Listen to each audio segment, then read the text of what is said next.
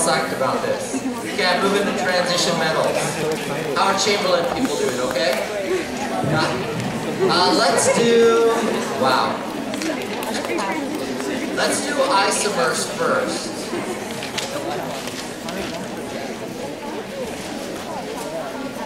So there's several categories of isomers. Let me just show you a picture. Depends what we're asking for.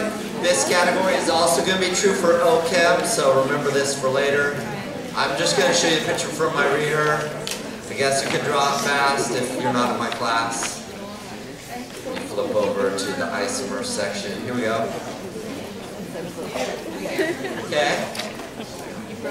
So one side, left side, is the structural isomers. There are structural isomers in OChem too. They just don't have, they're not coordination, linkage, and ionization. But there's those. More often that you'll see we've asked about is what's on the right hand side. Stereoisomers is the umbrella term to include both geometric and optical. Geometric is your cis-trans FAC-MER.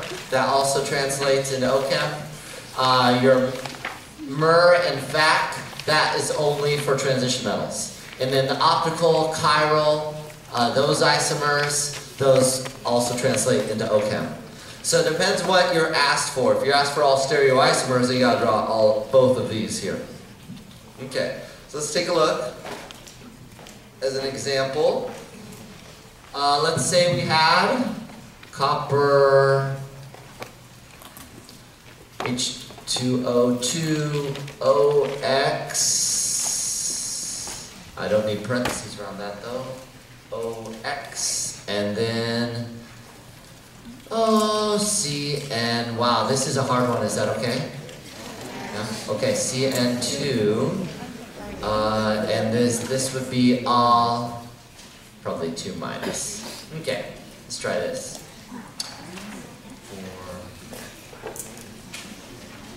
4. Oh, mic turned off. Okay. Hello. Okay. So. Let's say we have to draw the different stereoisomers here. So in this case, what you would do, it's, what's the shape? Octahedral. Remember, this is what kind of ligand? Bidentate. It has 2 different sets of electrons that bite onto it. Okay? These are all monodentate, 1 set of electrons that bite onto the metal. So this is how I drew it in my class. The vertical is in the plane. These 2 here, that one and this one, means it's coming towards you. Okay, those 2 are coming towards you. These 2, this one and that one, are going away from you into the board itself. Alright, so OX has to be drawn cis because it's bidentate. It's not long enough to go trans.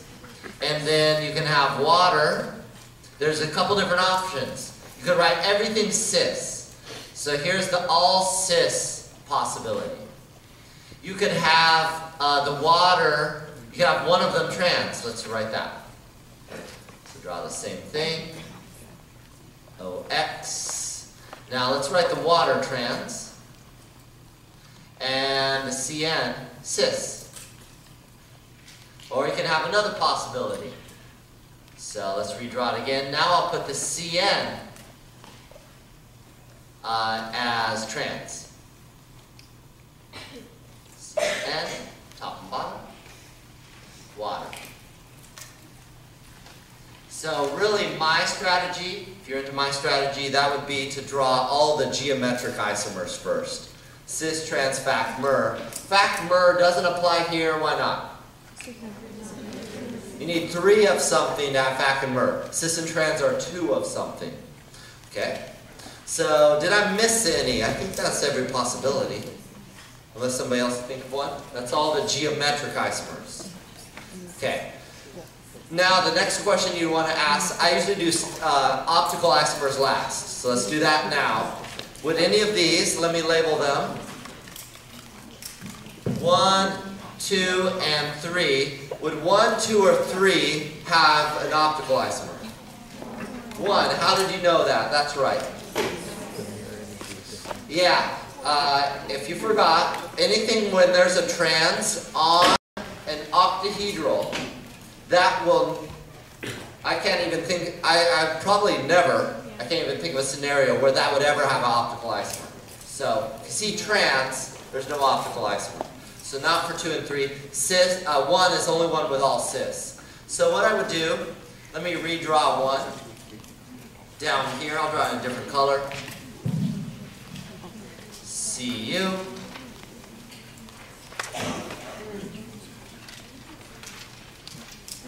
And I've got Cn here, Cn here, water here, and water here. Okay?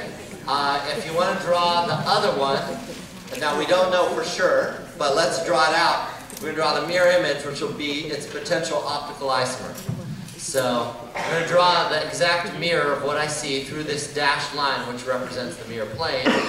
OX is directly reflected through. Got a Cn on the bottom. Got a water on the top. Water going away from you in the back, and Cn going away towards you in the back, on the back side. Okay, so there's the mirror image.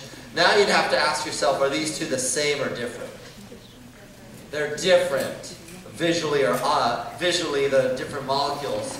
So these two would be considered optical isomers, or they're chiral, or you can call them enantiomers. All those would mean basically the same thing. Okay, so those would be 2 additional. Any questions on this stuff? Yes? Do we need to draw 3D? This is 3D. You can draw dashes and wedges, and that represents what I drew here. Remember, what's pointed downward, like this, represents a wedge. What's pointed kind of upwards at an angle represents a dash. So doing dashes and wedges is identical to this. Same kind of notation. Anybody else? Yes?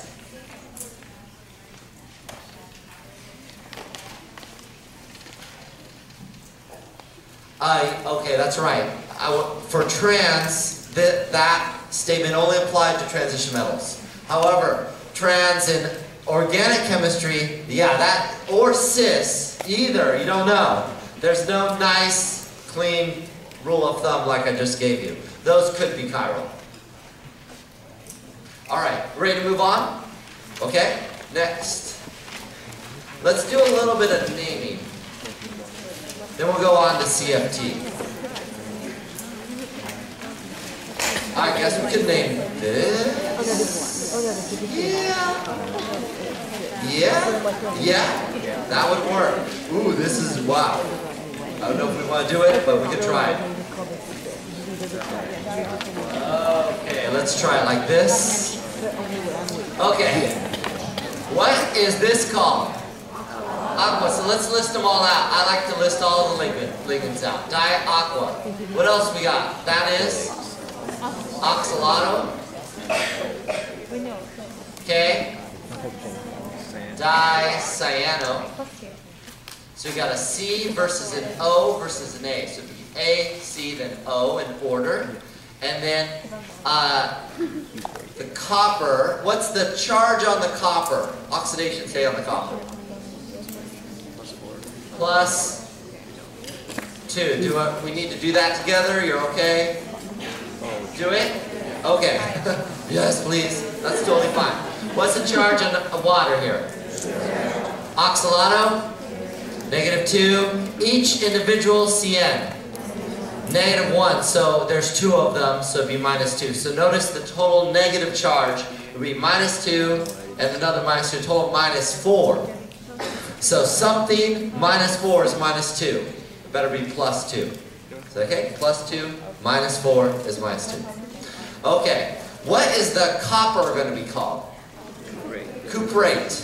Because if the copper is in a species that's negative, not the copper itself, but if the whole species is negative, you got to use the Latin equivalent and then the ATE suffix. So, here we go. Let's see. It was A first. Diaqua, then C. Dicyano, then the O. Oxalato. Oh, sorry, I'm smudging a little bit here. Cuprate. 2, because it's +2 charge. Am I done? Yeah, remember, if it's ion, you better put an ion. Yes, awesome. Questions? Okay, overall review while you're thinking. Remember to do the prefixes to name the number of ligands you have, so di. Remember to put them in alphabetical order according to ligand name. And then, if this is in an anion, like it is here, not that it has a negative charge itself, but it's in an anion, you gotta use the Latin if it has it, ending with ate. And then you put the charge. If it's in a positive cation, then you put copper to. So in English, yes.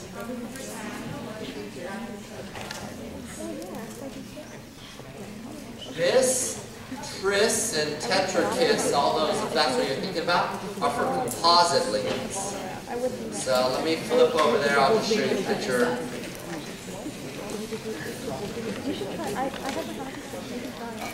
See this table on the left-hand side there? So the prefix for non-composite and for composite. Composite, there's only one, and it is ethylene diamine. Or there's only one that would apply that you have learned in my class. Okay. Yes, way in the back. Take into account the prefix or the alphabetical order of naming the ion. What do you mean by alphabetical order of the ion? Like say, naming alphabetical order for the ligand. Yeah, for the ligands. Don't account for the prefixes, not the dyes. Only aqua, A, cyanum, C, and then oxalato, O. Thanks. All right, we good? Okay, next, CFT. Let's do that. Oh, and there's the Latin equivalents, I guess. Anything else wouldn't have those Latin equivalents? Okay, what did I say? CFT? Okay.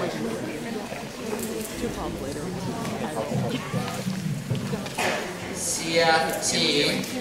You want to just kind of a generic overview and then maybe an example? Yeah? Okay. Generic overview.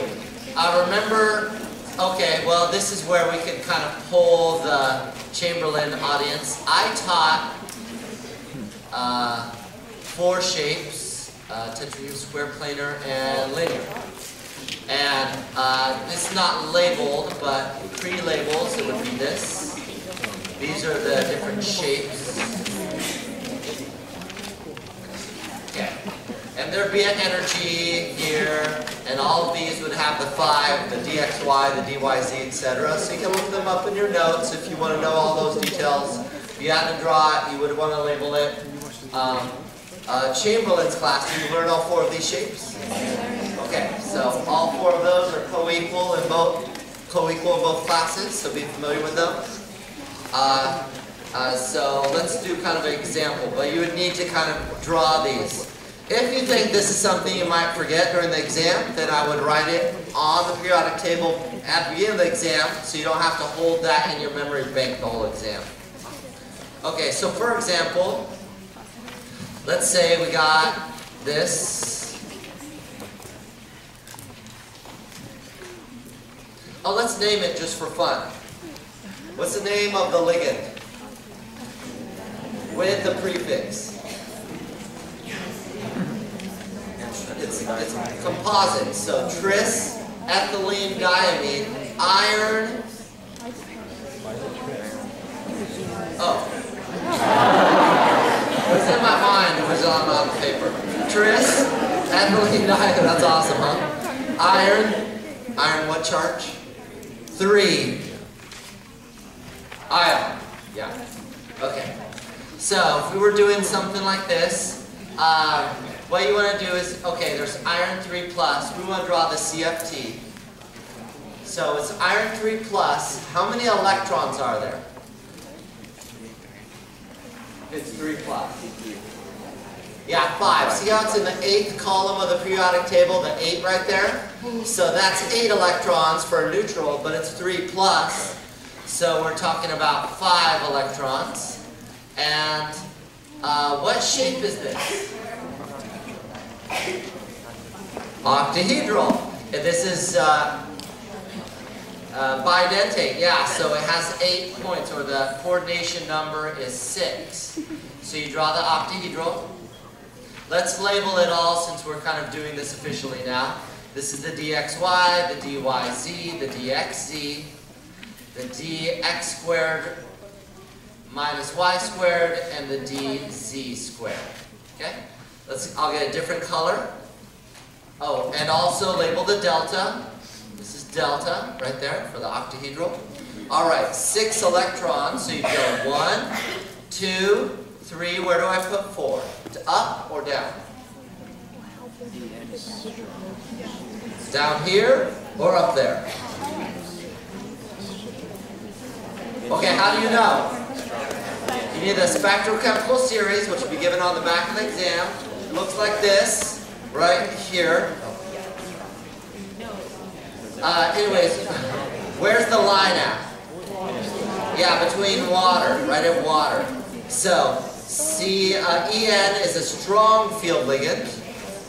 So, if it's a strong field ligand, delta is, if you want on scratch, that's large. You wouldn't write that on the test necessarily, but that's large. So, then 4 goes here. How many did I say? 6? 4? 5. Oh, I said 5. Oh, coordination number is 5. 5, there we go. Okay. Para or dia? Paramagnetic. I know that because when there's 1 or more unpaired electrons, then it's called paramagnetic. Okay. Can't think of anything else. Any questions on this? Yes.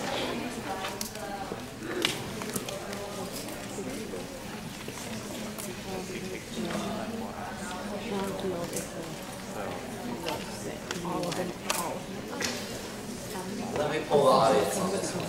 Otherwise, you'll ask me afterwards. Do you want me to go over how I knew what D's were where? Okay, ask me after. Yes, but you need to know. All right, any other? Yes, no. No more questions? All right, so make sure you can draw the CFT. Let's talk about color. Question. There's a question? Go ahead. No? Okay, they took it back. I don't see where they are. Oh, there you are, yes. When you're naming, you have to spell out the word. If you're naming, do you need to spell out the word? Yes, definitely. You need to write ethylene diamine. That's right. So write the whole ligand name. Yeah.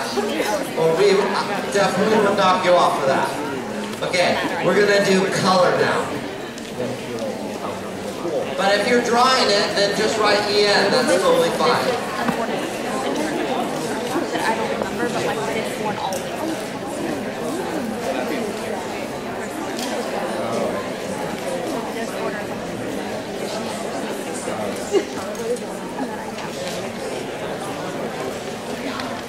Okay. What would this be called?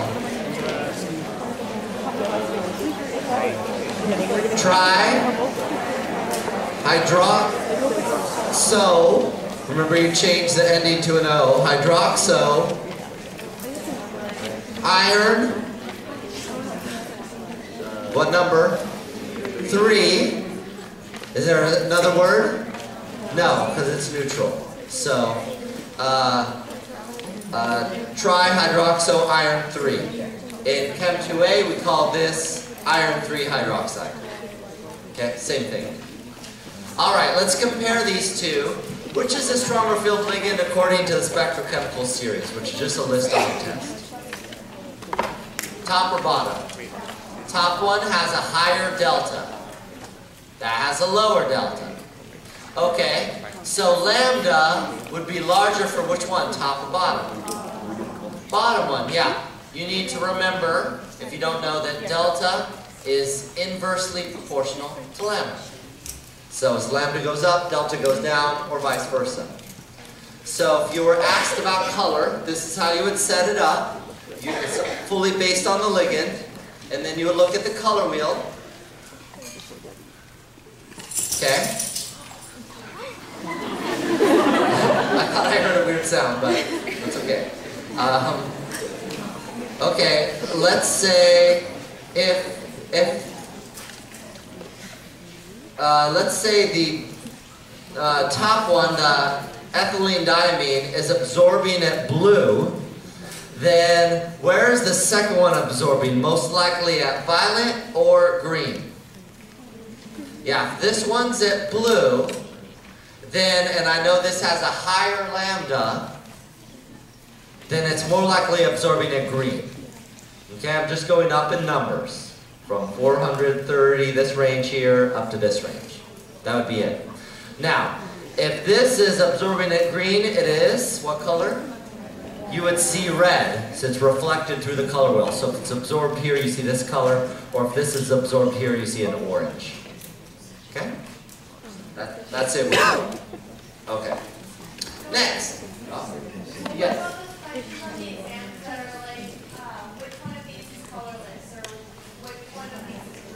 That would be a slightly different color. Well, you can show me an example, but let me talk about the colorless one.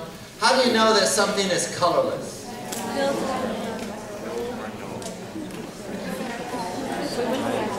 Okay. Anything with, how many electrons does it need to be colorless? Two choices. Either 10 or 0. Yeah. So if a transition metal has 10 electrons or 0, its CFT is either all empty or all full. When it's all empty or all full, it can't transition between the colors, and so it stays colorless. So that'd be kind of a typical question in a multiple choice, say, where you find out, oh, this is 0 electrons in it because it's, say, scandium 3+. No electrons, so it should be colorless. Okay. The same would be true of zinc 2+. It'd have 10 electrons, so it'd be colorless. All right, next.